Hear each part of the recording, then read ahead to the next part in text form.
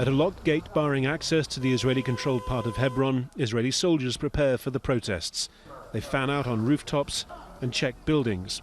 Before long, a group of about 30 demonstrators from the Youth Against Settlements movement heads towards the location.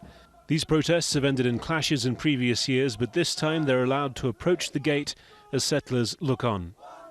Today we are peaceful, there is no reason to attack us, and it's our right to protest as Palestinians, but we are asking to close, to reopen the closed shops, the closed markets and the closed streets, and to take the checkpoints away. The protests are to mark 25 years since an American-Israeli settler, Baruch Goldstein, entered Hebron's Ibrahimi mosque during prayers and shot dead 29 people.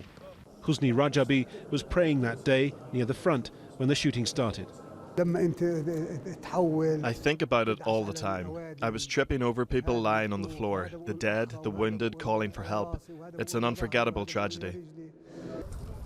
In the years since, Hebron's old city has become starkly divided. Around 800 Israeli settlers and 40,000 Palestinians living in close proximity and under the control of the Israeli army.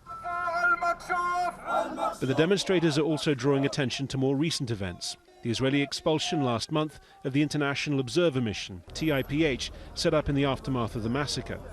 And this week's decision by the Israeli Prime Minister, Benjamin Netanyahu, to try to shore up his chances of re-election in April by embracing a far-right party that had been taboo for the Israeli mainstream. Back at the protest site, a second group of demonstrators arrives, members of major political factions in the occupied West Bank. More numbers, more noise, more of a face-off with soldiers, but no major confrontation. Well, this is an end to what was a relatively peaceful commemoration of a terrible day of violence, but it still goes to highlight just how divided, how tense, how militarised this city is 25 years later. Harry Fawcett, Al Jazeera, Hebron in the occupied West Bank.